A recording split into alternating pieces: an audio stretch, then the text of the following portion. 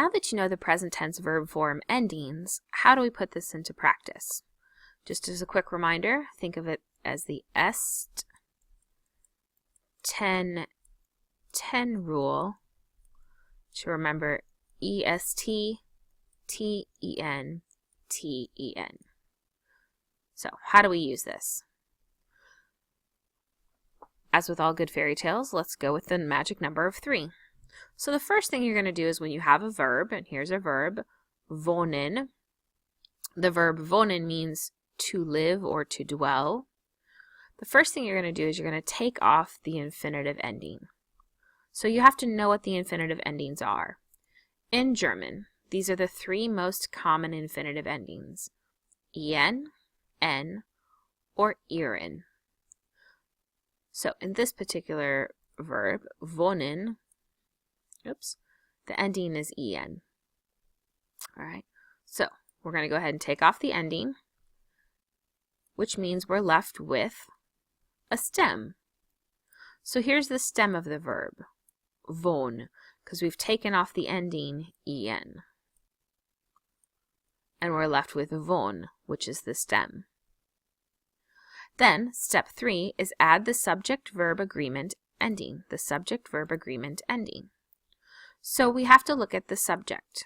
Here's our verb, wohnen is to live. This is our subject. The subject is I.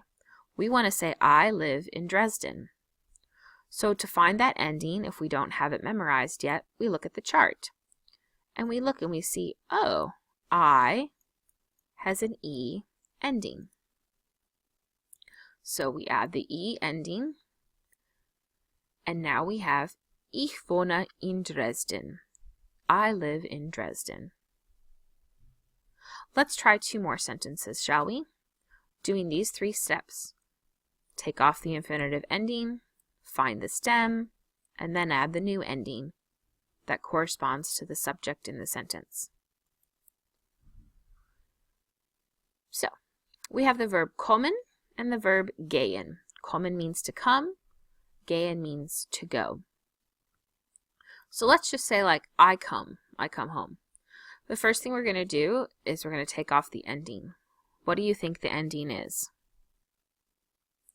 If you said en, you'd be correct. And in taking off the en ending, we're left with the stem komm. We now have to figure out, based on I, what would be an ending. What do you think the correct ending is? Feel free to look at a chart if you're unsure. If you said ich komme, you would be correct. For our second sentence, gehen, what is the ending? Take off that ending. If you said the infinitive ending was en, you'd be correct. You are now left with the stem ge. So, what is the new ending to correspond with the subject you? Du, is it du geht, du gehen, or du gehst?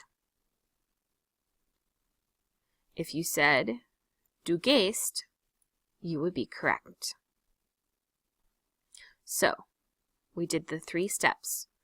We took off the infinitive ending, we took the stem, and we added the new ending to make it correspond to the subject, so we had subject-verb agreement.